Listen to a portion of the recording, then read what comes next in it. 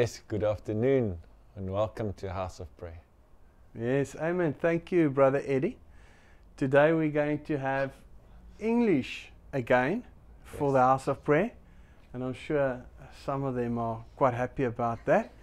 But so last time, Brother Eddie, we did the ground of truth. Do you remember? That we need this ground of truth. We need to stay in this truth. We need to be grounded in the truth. And we have been given the new covenant. And we need to adhere to that covenant. It's a covenant. God has brought His part in His Son's blood, and now you have a part. You need to be obedient to the new covenant. There's some that even preach that you don't need to be obedient. And that's not going to save you. And that's an absolute lie. Yeah. It says in the Word of God, if you are disobedient to that prophet, you will be utterly destroyed from among the people. Do you know that, brother? Yes. So today, the word that the Lord has placed on my heart that I need to go on. And this is about the promised land. Yes. It's about going into Canaan. This is the land of milk and honey. This is that promise of God's resurrection power taking us into a new land, Canaan. And there we can make amper seker reuse. There we can make giants fall.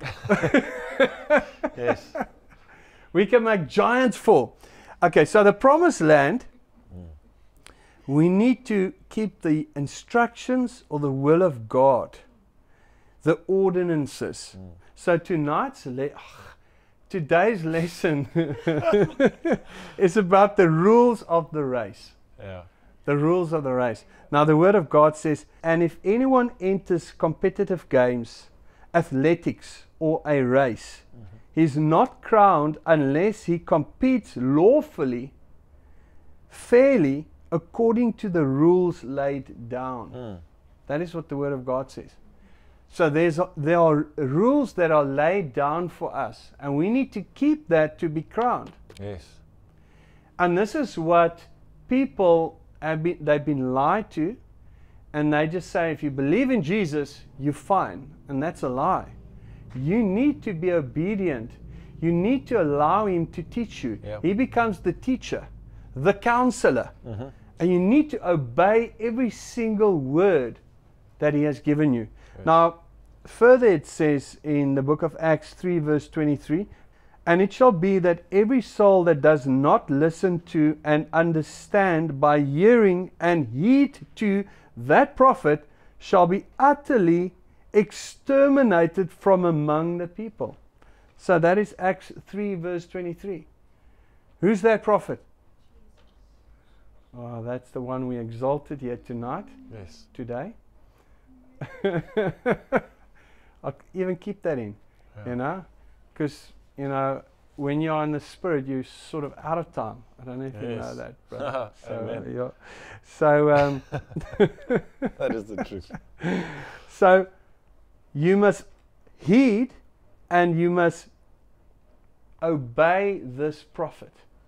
And if you do not obey him, he himself said that you will then be built on the sand. And when the storm comes and the fall of that house comes, great will be the fall of that house. That is a eternal, you know, being cast in hell. That's how far you're going to fall. Yes. But he who obeys, hears his word, and does his word is built on the rock. Yes. We know who the rock is. Now, I've heard one of these false teachers, the once saved, always saved prophet, say to me, I said to him, listen, because I rebuked him. And then he was bitter towards me, and I heard him say to me, I said to him, look, you need to forgive me. You know, I rebuked you, I reprimanded you because you're not in the truth. And he was bitter towards me, so I said, you need to forgive me. He said, no, I don't need to forgive you. I said, what? Jesus said you need to forgive to be forgiven. He said, no, that's before the cross. After the cross, I'm once saved, always saved. That's how far this lie goes. And then I said to him, So you want to tell me that everything that Jesus said in Matthew 5, 6, and 7 to be built on the rock, you don't need to do anymore. So you built on the sand, and suddenly he changed his tune. You see, as soon as you take that's a demon of false teaching. Mm-hmm.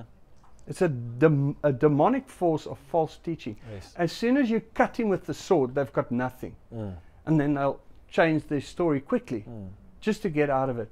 I think he was afraid I might rebuke him again because the previous time he actually ran. So anyway, yeah. Okay, so let's go on with this lesson. I always say that if you say that you believe in Jesus, then you have to believe in every word that he spoke, because that is who he is.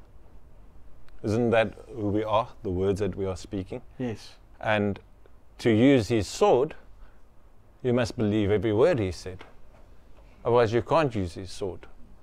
And that's why you could rebuke him and show him of the word, cut him with the sword. And that's the demon that you are cutting. Yes, that exactly. giant that is in the promised land, that if you're not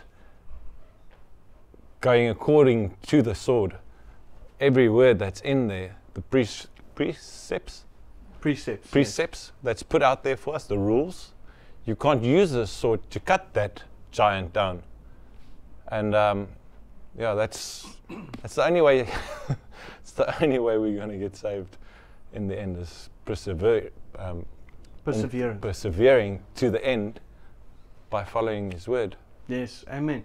And what Eddie's saying is so true, because if you go into the promised land, if you do not adhere to the precepts and the rules that are laid down, and you're cutting corners and you think you're going to hold on to some Catholic teacher's words of once saved, always saved, and what they do, they're going to stand before Jesus Christ, who was baptized, and in the true baptism, not the baptism that they are also holding on to.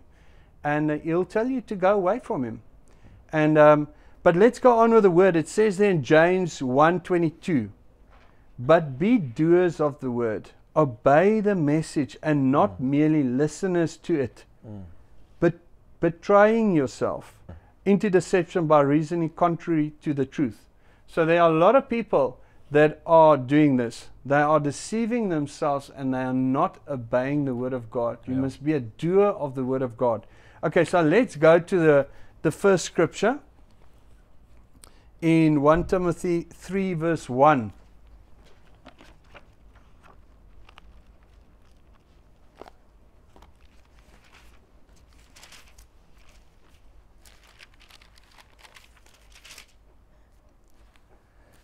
Okay, so last time we spoke about the ground of truth, and we spoke about some of the scriptures that we need to adhere to. Tonight I want to talk about the order that is in the Church of the Living God, or in the assembly of the saints. And in the assembly where the saints get together, there must be order. And this is why I think we read the rules about, you know, women in the church and men in the church. And tonight I want to talk about the elders in the church, which is called the office of bishop, superintendent, or the overseer. Now, you know what? This is not the bishops that you know in the Catholic Church with the Dagon fish god hat on their heads, and with purple and scarlet. Yeah. Do you know that purple and scarlet is the colors of the Whore of Babel, the false church? Yes. Okay, so it's not that bishop. It's a Just also say that Dagon, isn't that where Jonah was spewed out by the fish at Nineveh? Yes. And they worship was Dagon. Yes. And can you imagine Yeah, I mean, how the Lord worked? He spits this. I think they had such a fright when that man came out of that mouth of that fish.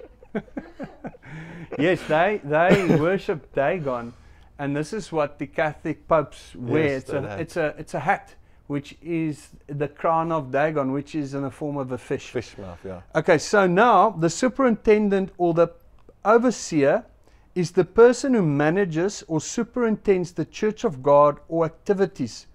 It's also called a high-ranking official. It's a person in charge of the work done in particular departments or offices. So I'm just explaining the overseer's role to you.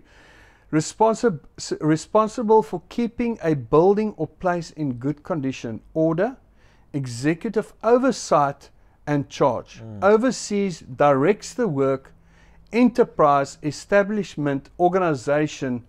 He is the supervisor. So this is what an elder is doing in the church of the living God, or the assembly. Let's rather say the assembly of the saints, where we get together at the gathering of the saints. Whether it is in a house or in a place or in the upper room, you need an elder, and there are certain rules laid down.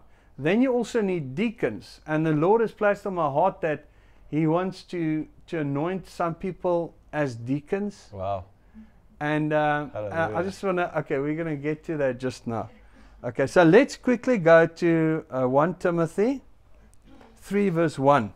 So I say that house that you're talking about, overseeing the house or making sure the house is in good, isn't this walls of this physical world that we are sitting in, but it's the house of God, which is each individual that makes the body of Christ. Yes, the living stones. We are the building of God. Yes. Yes, this is just where we assemble. Yeah. And that needs to be in good order. That's why there is also a gift of reprimanding. And I'm sure you know that gift. Yeah, kind of. Yeah, you know what I've encountered it once or twice, or maybe more. Who's counting? And yes. But I've learned to love it. Yes, it says that the wise loves the rebuke. But if you rebuke a unwise or a fool, he hates you. That's also true. Okay, so let's quickly go to 1 Timothy 3, verse 1. I must say it as by the Holy Spirit, I've learned to love it. Yes. Yeah. It's the Holy Spirit that takes out the sword of fire just to do a small operation when there's something in the body that does not need to be. I think old Eddie, if you had to rebuke him, he would have packed his bags and left. It was the Holy Spirit that made it true in my heart. Yes. That thing that packs the bags, that's called the spirit of running. So we would have bound it. Yeah. Yes. And pulled you back. Yeah, in the net. Okay, let's go on. So, chapter 3, verse 1. This saying is true and irrefutable. If any man eagerly seeks the office of bishop, so you must seek the office of bishop, superintendent, overseer, he desires an excellent task or work. Now, a bishop, superintendent, overseer must give no grounds for accusation, but must be above reproach, the husband of one wife. So he must be a husband of one wife. Circumspect and temperate and self-controlled. He must be sensible and well-behaved and dignified and lead an orderly, disciplined life. He must be hospitable, showing love for and being a friend to believers, especially strangers or foreigners, and be a capable and qualified teacher, not given to wine, not combative, but gentle and considerate, not quarrelsome, but forbearing and peaceable, and not a lover of money, insatiable for wealth or ready to obtain it by questionable means. He must rule his own house well, keeping his children under control with true dignity, commanding their respect in every way and keeping them respectful. For if a man does not know how to rule his own house, how is he to take care of the church of God? He must not be a new convert, or he may develop a beclouded and stupid state of mind. I like this Amplified Classic. As the result of pride. So, pride is a stupid state of mind. Is that not interesting? Sure. Be blinded by conceit and fall into the condemnation that the devil once did. So he must not be a newcomer, because this stupid state of mind can fall upon someone and they can be filled with pride. Yes. So ek net so 'n bietjie iets hier drink. Ja, nou begin ek al lekker smaak. So hou vas, ek glo die rapids is nou, ek hoor al dit. Jy staan. Hoor julle dit? Jy moet dit hoor in geloof. Okay, jy moet dit hoor in die gees. Okay. Okay. So, okay. Furthermore, he must have a good reputation and be well thought of by those outside the church, lest he become involved in slander and incur reproach and fall into the devil's trap. In like manner, the deacons must be worthy of respect. So, those who God will anoint as deacons soon, listen to this. In like manner, the deacons must be worthy of respect, not shifty and double talkers, but sincere in what they say, not given to much wine, not greedy for base gain, craving wealth, and resorting to ignoble and dishonest methods of getting it. They must possess the mystic. I want to say the word in the King James is the mystery. But let's go on. They must possess the mystic secret of faith, in brackets Christian truth, as hidden from ungodly men, with a clear conscience. So this Christian truth, this mystery of the faith, is hidden by God Himself. It's like encryption. You know what encryption is? It's God's encryption. How it works, I don't know, but I know what it is. Yes. It's for computers so that you can't get in there. Yes. For ungodly men, it's a mystery to them. It's hidden by God. Sure. And we can look at it and we can perceive it. That is why Jesus spoke in parables, because they couldn't hear or see it because they didn't want to. So He hid it from him. And you know what? He went even further and He spoke by other tongues, by His people, to them. And they couldn't understand it. The tongues, that gift was also given for the heathens. Because a lot of heathens, when they see that, then they sometimes say that must be from God, but they can't understand it. Yeah. You know, it's also to edify yourself and to speak mysteries to God. And when you can actually, wat's uitleg van tale? When you can interpret it, then you can actually also edify other people. They must possess the mystery secret of faith. We've got that. Christian truth is hidden from ungodly men with a clear conscience. And let them also be tried and investigated and proved first. Then, if they turn out to be above reproach, let them serve as deacons.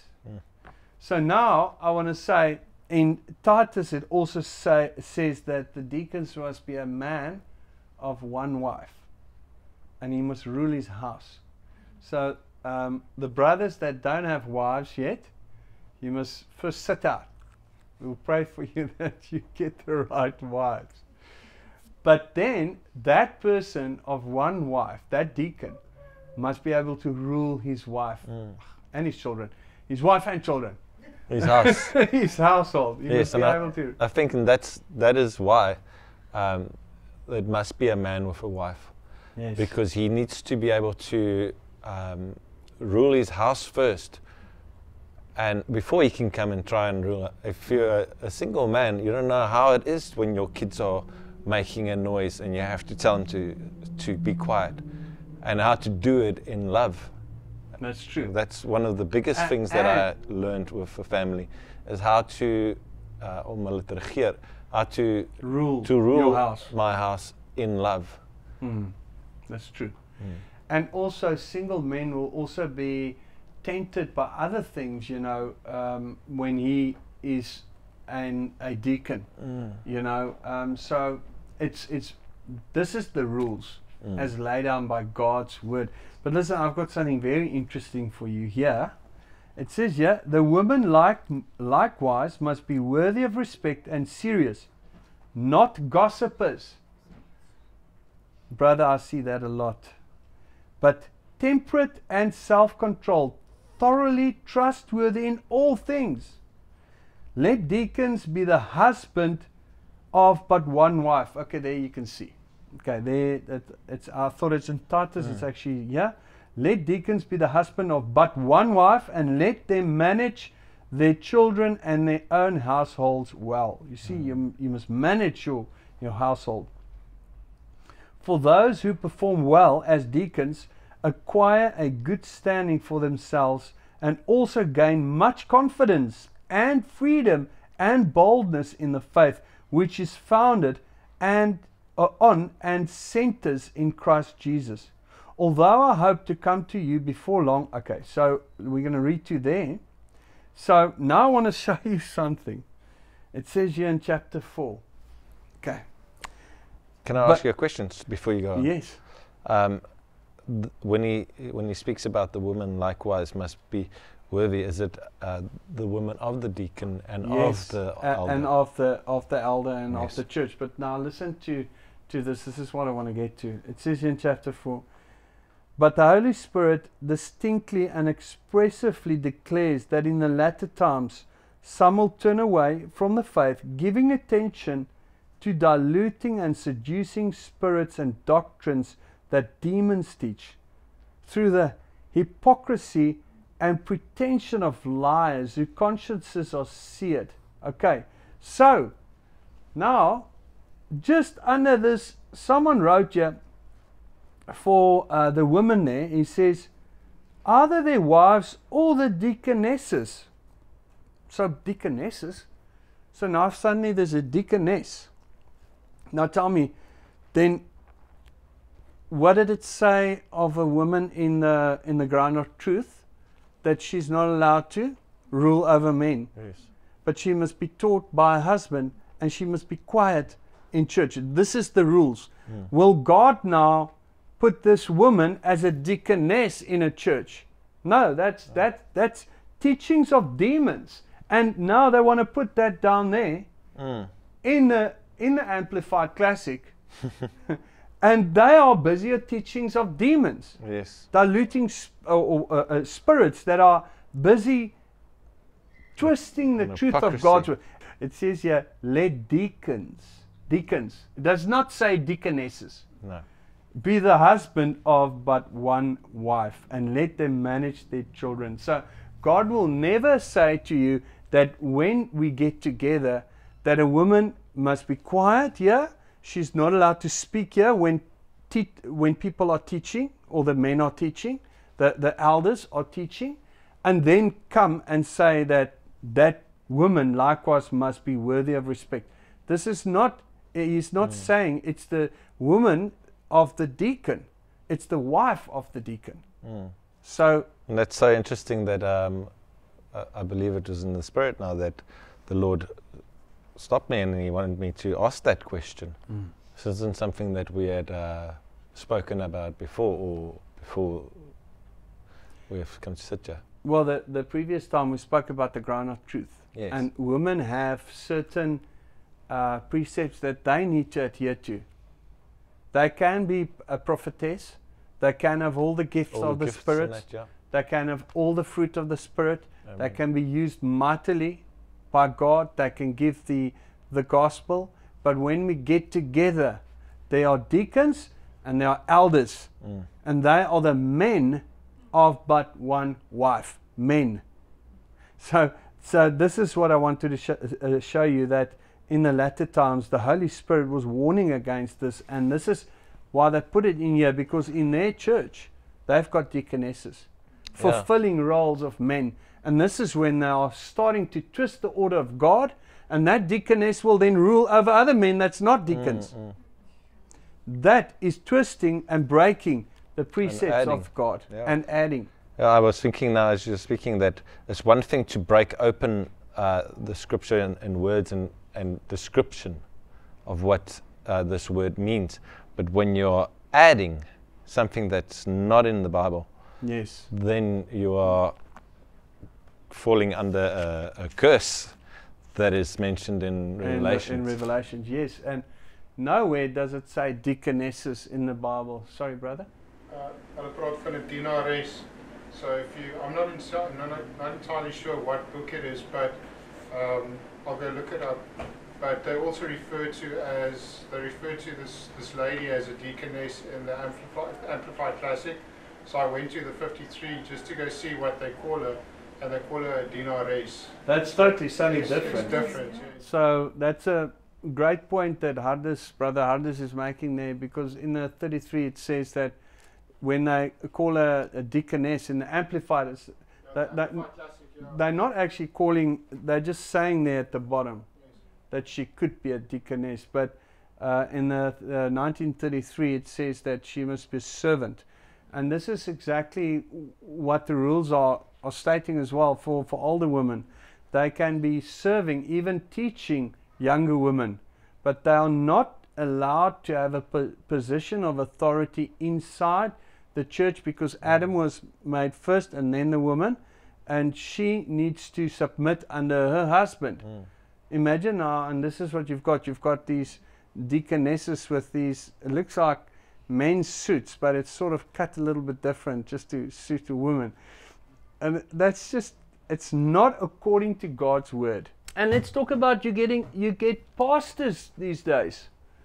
That's women. Pastors, and they are now shepherding the sheep of God, and they are ruling over men.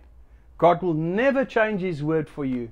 Not even if you go to some institute that teaches you that through some professor professing himself to be wise. God will never change his word. Okay, so let's go on.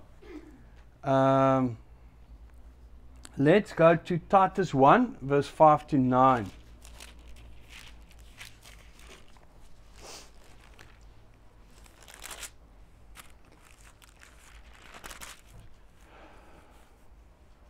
Okay, so I'm going to read the Titus, and then I'm going to keep this shorter, because otherwise it gets too long, and then we can break it up in smaller teachings. Sure. Okay, so let's go to Titus 1, verse 5. Pastor Sorrel gave me the scripture, and when I read it, the Lord said to me, he's going to leave you. I'm going to come and fetch him. Then you must do this. For this reason I've left you behind in Crete, in South Africa, that you might set right what was defective and finish what was left undone, and that you might appoint elders and set them over the churches, assemblies, in every city, as I directed you. These elders should be men who are of unquestionable integrity and are irreproachable, the husband of but one wife, whose children are well trained. Can you see here? These elders must be men. Yes. Oh. Okay. Whose children are well trained and are believers, not open to accusation of being loose in morals and conduct, or unruly and disorderly. For the bishop and overseer, as God's steward, must be blameless, not self-willed or arrogant or presumptuous. He must not be quick-tempered or given to drink, or pugnacious, brawling, violent. He must not be grasping and greedy for filthy lure, financial gain. But he must be hospitable, loving, and a friend to believers, especially to strangers and foreigners. He must be a lover of goodness, of good people and good things, sober-minded, sensible, discreet, upright, and fair-minded, a devout man and religiously correct, temperate, and keeping himself in hand. He must hold fast to the sure and trustworthy word of God, and as he was taught it, so that he may be able both to give stimulating instruction and encouragement in sound, wholesome doctrine, and to refute and convict those who contradict and oppose it, showing the wayward their error. For there are many disorderly and unruly men who are idle, vain, empty, and misleading talkers, and self-deceivers, and deceivers of others. This is true, especially of those of the circumcision party who have come over from Judaism.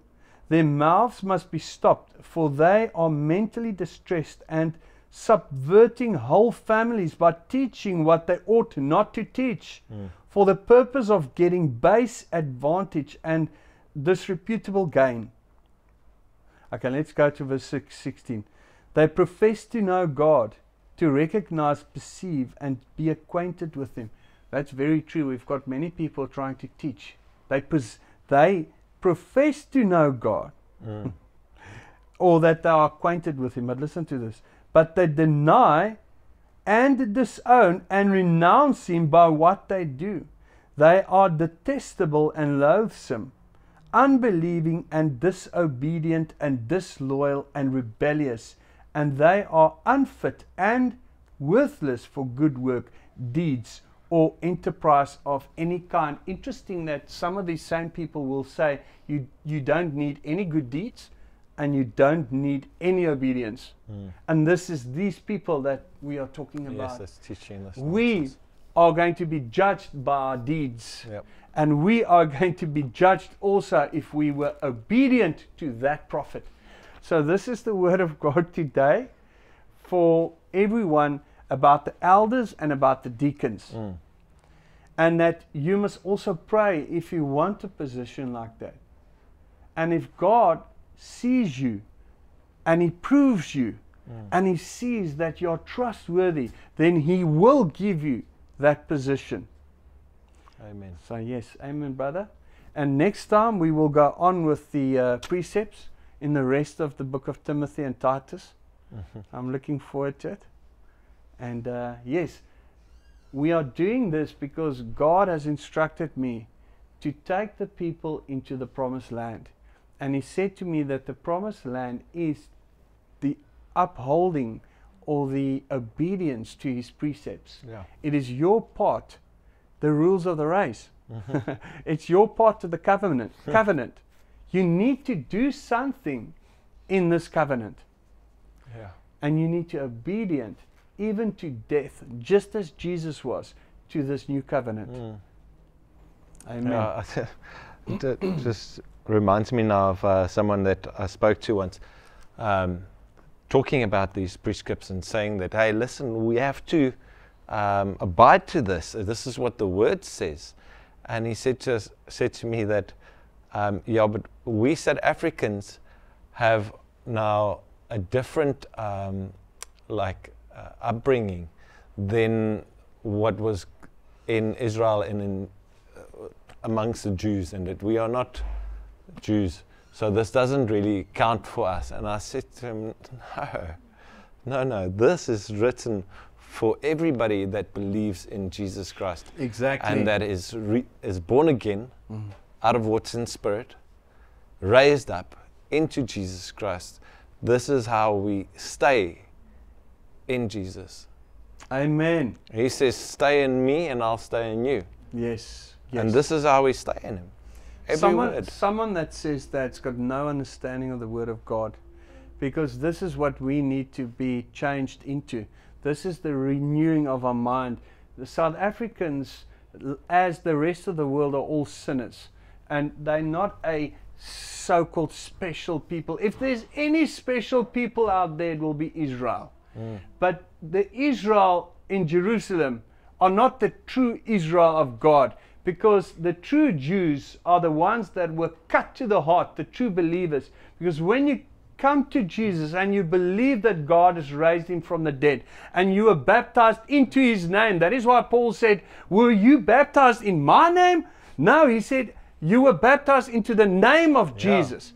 And so if you were baptized into that name, you are a true Jew. You are a Israelite of God. And yes, there's Israel in the flesh, and their Messiah will come and save them, but their hearts were hardened so that we, unbelievers, or we heathens. We were heathens. Yes. It's like that a woman comes to Jesus, and then he says to her that you can't come and expect Jesus to throw the bread to the little dogs, Yeah. you know. And she knew a place, and she said she admitted she was a little dog. Yes. We were little dogs. Yes. We were the heathens, but I praise God. We are that now the seed of Abraham. now we are.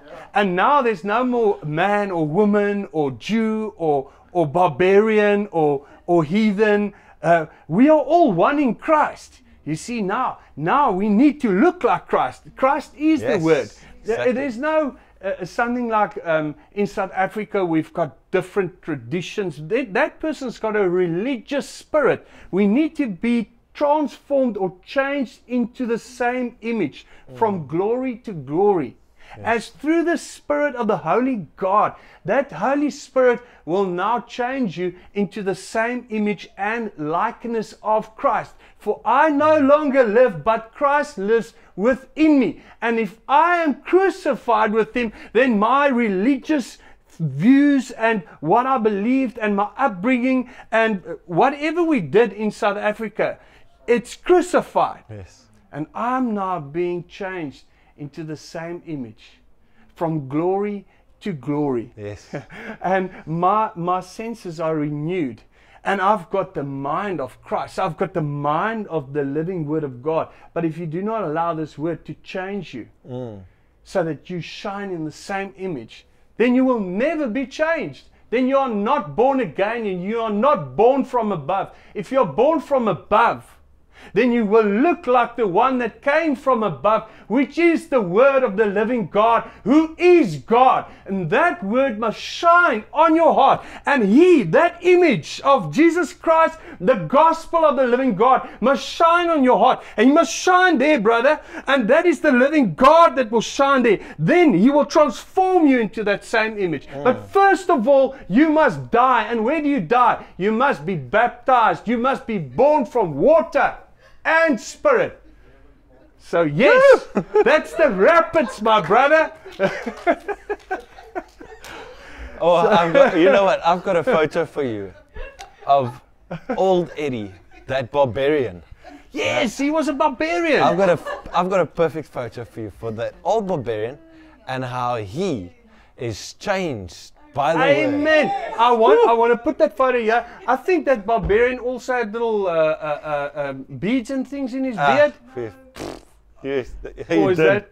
He did at He a did, point, yeah, little beads and. Not in this photo though, but Okay, this is a good one to show. Because I saw it the other day and I was like, wow. Lord Jesus, thank you. That is to be changed Yes. by the image of the invisible God. Now, the glory, the gospel of Jesus Christ is the image of God. And that gospel must shine onto your heart through the Holy Spirit. And this is a problem. The power has left the church. It's like a Eli church out there. Man. And you know, they are sitting, they're old, they're fat, they're sitting on that chair, you know, and then God chooses a little boy and He starts speaking to him. Because Eli is blind. He can no longer see. Now that boy must hear from God for Eli. So yes, brother, that is the Word of God. Yeah. And Yeah, I'm just, as you say that, it grieves me because the name of the Lord is this strong tower, and the righteous run to it and are saved. But they are running to these churches, and Jesus is not being preached there. He's not there because they are not keeping to the Word. amen. He has left because they are not keeping His precepts. They've got another Jesus there. They've got another Holy Spirit there. And that is Kundalini. They are falling left, right, and center, but nothing is changing in them. They just go there to get this fix every time. Oh, that there's song that no- always plays. When that song plays.